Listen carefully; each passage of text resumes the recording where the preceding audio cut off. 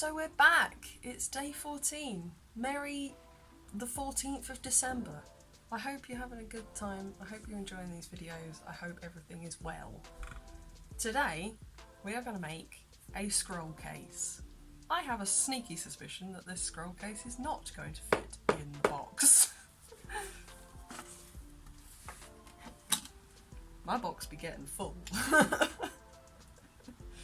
But we're going to try it anyway. So, stay tuned and see how we're going to do it. Let me take you over what you're going to need. You're going to need yourself a pipe. My one is 50mm. It's a rainwater pipe. It probably came from somewhere like Wix. It says Hunter on it, but who knows? We're not paid by Hunter or Wix, so who cares? Go to a garden shop, go to a little hardware shop, something like that. They'll have a pipe. I probably recommend a thinner pipe. This is just what I have. Second thing on the list, you are going to need some leather. So I just happen to have these lovely, fantastic, quite odd pieces of leather scraps from the delightful Sandy. She sent them to me ages ago, and some of them would fit very nicely around this 2-inch pipe. Although some of them are also a bit stuck together. That's okay though. We're going to figure it out. I thought it would make like quite a nice exotic, sort of different kind of a tube really. We're going to need something to cut the pipe. So you're going to need a saw, or you could probably do it with a craft knife. It's only PVC. Next on the list, you're going to need a piece of paper. This is for making the pattern, so you can make sure that you can fit an A4 piece of paper into your case. And lastly on the list, you're going to need some Evo Stick glue. That's contact adhesive. You can use Yoo-Hoo, you can use Evo Stick. There's plenty of brands out there. So I've just decided which way around I want to do it. I'm opting for this one, and then plus the lid, so there's a little bit of wiggle room inside. This line was meant to be for this way up, but makes it quite vastly longer than the box. This is still too big to get in, so I'm gonna make the lid a little bit taller, I think. And to get that straight edge all the way around, I use the edge of the sheet of paper as a ruler, like a curved ruler. You can also get curvy rulers. I'm just going to use the Sharpie that I told you about, definitely in the list of things that you will need to draw that on. Onwards to cutting. I've got a little junior hacksaw here because this isn't going to fit on our teeny weeny little bandsaw. I'm just going to get that out of the way.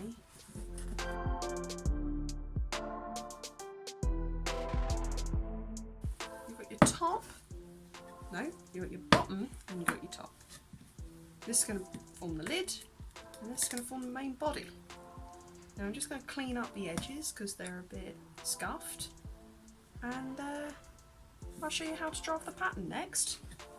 I've just got myself a bit of 240 grit sandpaper.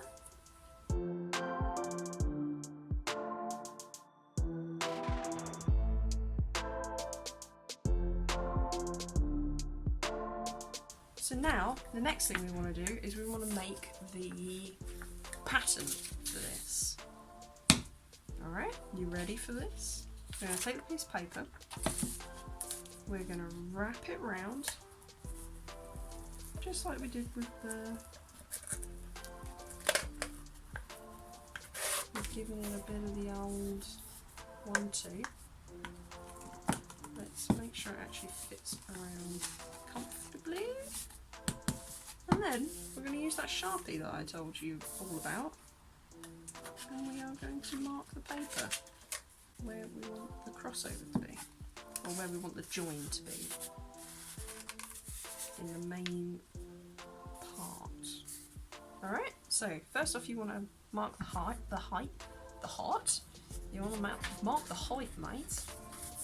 And you can do that just by giving it a little quick push. A little push. A gentle nudge all the way around to get the imprint of where that rim ends. Alright? Then you want to get your Sharpie Then you want to mark off where the join is going to be. Also on that list of things I told you needed, you need a scalpel or a pair of scissors.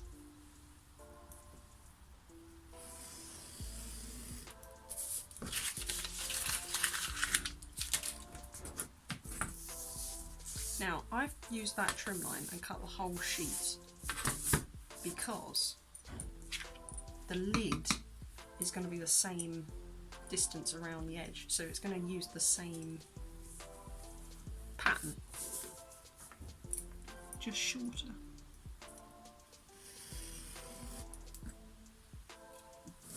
Perfect. So this is the main body. So another thing that you can do, you could just cut the pattern straight away using the edge of the plastic as a guide.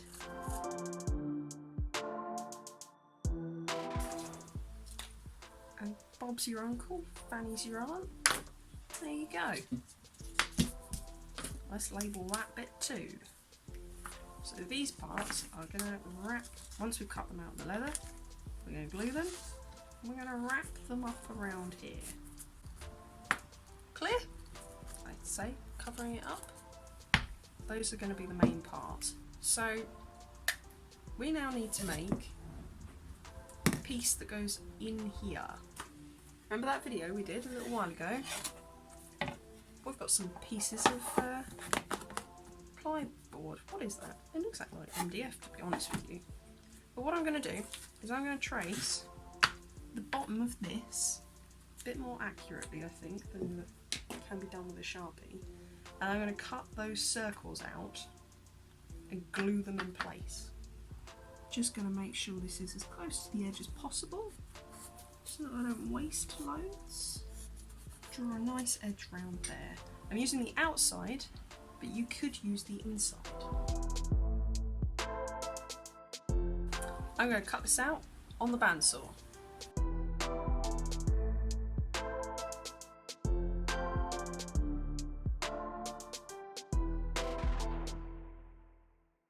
We've got a lid and a base circle. Now, maybe hasn't eluded you that that's not actually, strictly speaking, a circle. Looks more like an elliptid to me. However, that's just because this isn't the most square, most round pipe known to man. It has been in our workshop for a jolly long time. But there you go, such is life. Now, I am going to attach this with yet another tool I failed to mention. You've guessed it, it's your boy, the glue gun. It would be worth us making the pattern for the end caps. I'm going to take this one because it's slightly rounder. I say slightly, quite a lot rounder.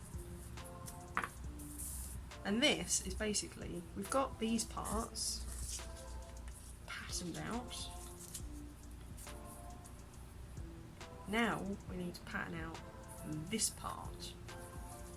So what I'm planning to do is make a little circle and then have little almost petals that come down onto this part.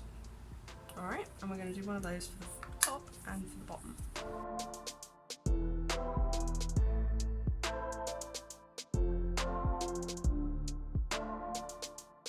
Due to the subtlety of the leathers, the subtlety? Is that a word, Matt? Subtlety. Subtleness. Suppleness. There we go. We'll get there eventually. I think we can pull that down a little bit more just to make it perfect. I'm going to edit these shapes just a tiny bit, make them a bit more uniform.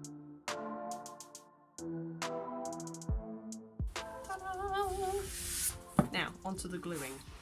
That's for the top part, base for the bottom part.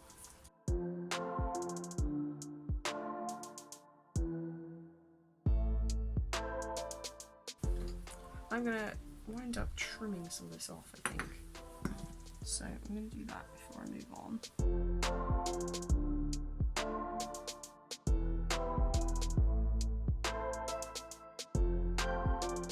behold the things that we have made today.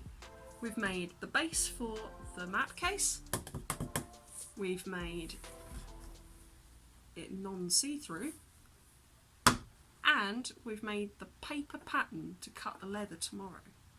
So, join me again tomorrow and I will show you the rest.